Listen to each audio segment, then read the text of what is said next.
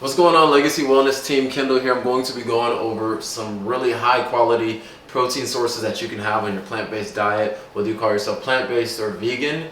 I have a lot of whole food sources, and I even have a few foods that are, processed, but if you are transitioning into the plant-based lifestyle, they will be great additions to your diet. So the first one that I'll go over is, this is the new kid on the block. This is a brand called Meaty. This is a mycelium steak. So for each one of these steaks, if you don't know what mycelium is, it basically is the same network that creates different mushrooms. So just for one of these steaks, it's 15 grams of protein, it's 120 calories, and it's 1 gram of fat. So if you're looking just to get a pure protein source that's not extremely fatty, definitely try Meaty's mycelium steak. The texture is very different. I tried one the other day for the first time. I'll probably make a video on these, but it's very different. Looks similar to steak. It's not steak, but it tastes relatively good. Meaty. Definitely give those a try. The second thing, since we're close to like meat type of things, since we're talking about protein, everyone's seen the Beyond Burger. I don't really rock with the Impossible Burgers, but if I ever do have a processed burger, I really go for Beyond. This is the one that they changed. They shifted the blend. So at first when they made Beyond, they didn't make it with avocado oil, but now they're making them with avocado oil. Each patty has about 20 grams of protein and 14 grams of fat. So if you are vegan and you're getting 0.8 grams of protein per kilogram of body weight, then this is something that you can add to your daily diet. So if you're a 200-pound male, if you're a 130-pound woman, and you're getting all your protein in, how you curate your meals and how you set things up, adding a patty or two a day will make it a lot easier because you're getting 20 grams at one time. So the next thing that's very similar to the Beyond patties is Beyond beef crumbles. Yeah, it's like ground beef, but it's not ground beef. So for half a cup, it's 80 calories, 2 grams of fat, and 12 grams of protein. So if you have a whole cup of this, you make a dish out of this. You can also add this to the next thing I'm going to show you. You can really make some things happen. So this is predominantly pea protein or rice protein, and then a few other added ingredients, the Beyond crumbles. Definitely won't let you down, but make sure you season these well. You can add it to a pasta. You can switch it up. The next thing I've been really tearing up lately are these beef-free, gluten-free, high-protein, carb-savvy tortillas. Each tortilla has 100 calories, 11 grams of protein, and it's, like I said, only 100 calories, 3 grams of fat. So the main ingredients in this is water, rice protein, and pea protein, and chickpea flour, and bamboo fiber. And of course, other ingredients, but I'm not going to go over the whole list. So if you want to have a banging protein wrap, get you some veggies, chop them up, saute them, eat them raw.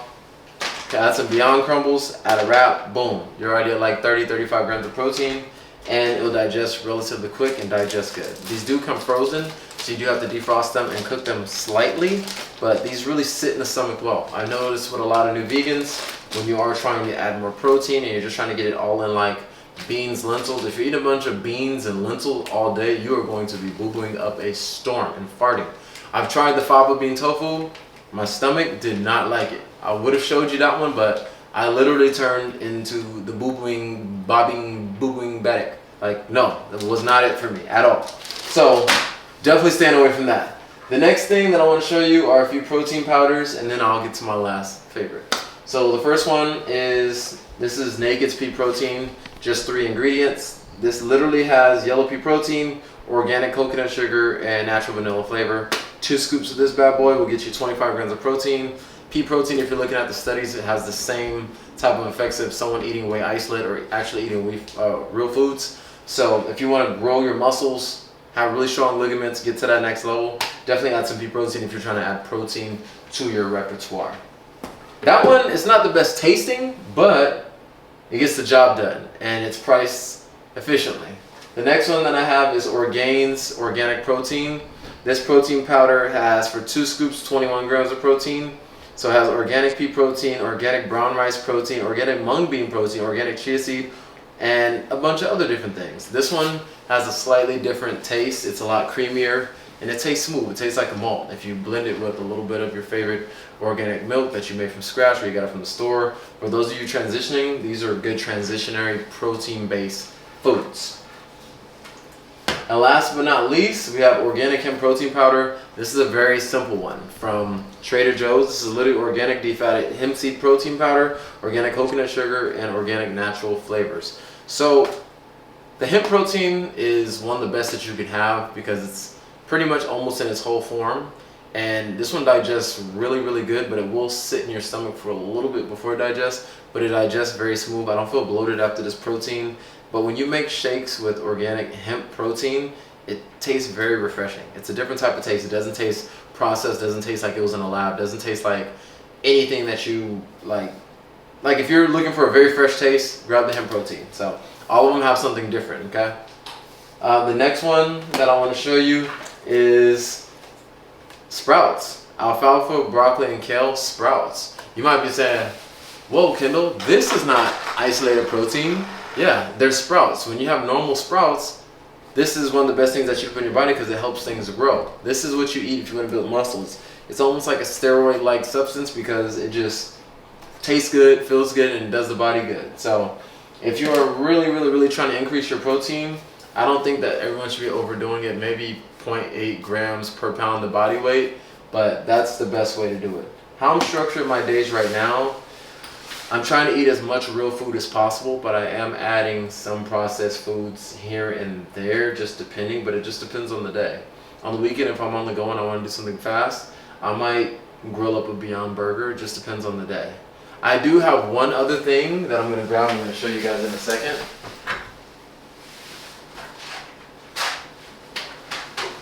And this is another new kid on the block. This is the chickpea organic spaghetti. And this spaghetti has 4 servings per container. It's 200 calories per serving. And this whole thing, how many grams of protein do you think it has?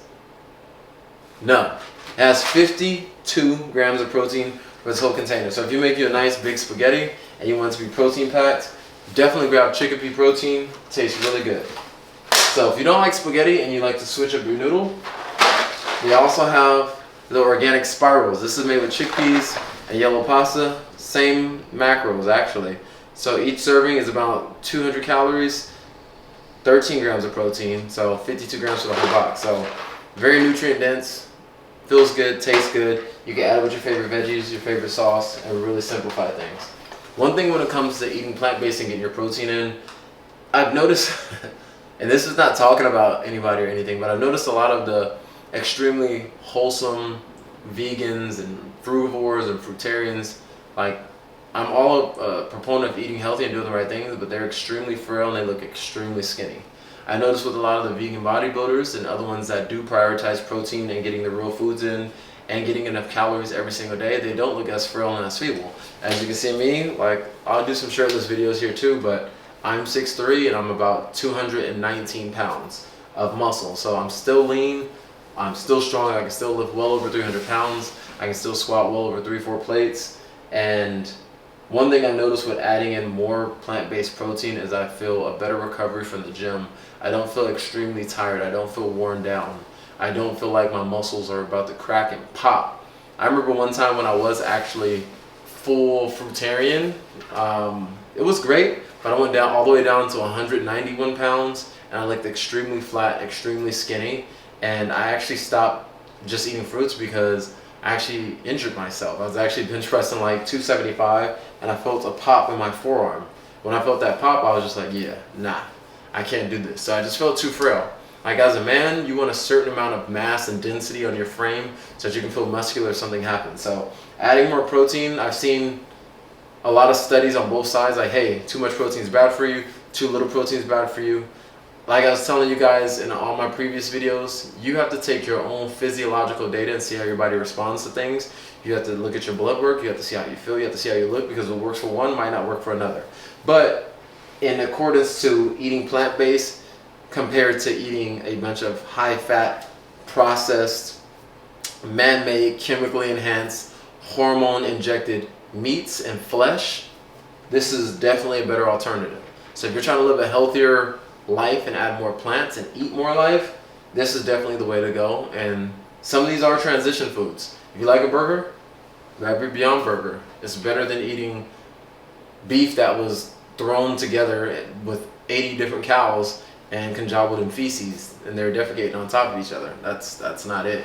So why would you want to eat something like that when you can eat something that's wholesome, fresh, and that you'll feel good and you'll have more energy. Since I've been vegan, like I said, energy's been through the roof. I've been feeling good. I've been looking good, and these are all the certain necessities that I like, that I keep in my pantry, in my fridge, and it keeps me energized and keeps the body composition good. Like I was saying, you have so many sliders. You have your body composition, you have performance, and then you also have your ability to recover and energy. So when all those things are firing and you guys are all on the same page, these things help do it for me. So this is how I eat. You don't have to eat like that, but this is what I recommend. But in my program, I'm a little more specific on what you can have and what you can't have. And some of these items are included, but I do have you use certain things in moderation. Other things you can eat as much as you want. But these are the foods that you definitely want to change that body composition. I know so many of you, even if you are vegan, are dealing with a belly fat, visceral fat problem. It might be because your protein is too low, and it might be because you aren't working on your metabolism. If you aren't metabolically healthy, your body can't metabolize the foods that you're eating. It's not about what you eat, it's about what you actually utilize. It's not what you ingest, it's about what your body synthesizes. So first things first, make sure your metabolism is healthy. You're not eating just a bunch of salads and just fruit all day, because that's healthy if you're doing a cleanse, or if you're detoxing, or if you're healing, or if you're doing a parasitic cleanse. That's very specific, which we can talk about in another video. But if you're just eating on your day-to-day and you're trying to get your protein and you're trying to feel good, you're trying to grow, you're trying to evolve, these are some foods that you can add if you're trying to get high protein. I know a lot of people are like, yeah, you can get protein from peanut butter. Bro, protein is not a peanut butter is not a protein-based food. Okay? Lentils, you can eat lentils. You can eat beans, but you can only eat so much. Your digestive system will wreak havoc if you have so many beans in a day. So just be mindful with some of those things. And most of these are organic, to be honest, and they do a great job. These companies are doing a great job of trying to create better products that are more amiable for people to eat. But these foods will serve you in the right way. They won't keep you gassy, they'll digest, and they'll help your body composition. So I hope this video has been informative, and it's been clear, and it's been concise. So make sure you guys check out my website, where I have my plant-based ebook on there, and I'm also going to be dropping this community really soon, where we can let each other know about the new products coming out. Let us know, what's going on in this whole plant-based world, because things are always evolving, workouts are changing. Even right now for me, I've been doing a lot of calisthenics lately, so we can just all connect, grow, learn together. And then any new advice or things that I have, I'll be inputting in there. I'll be doing masterminds in there, and I'll be talking with you all. So put your questions, comments, everything below. I look forward to connecting with each and every one of you, and definitely grab some of these products, give it a try.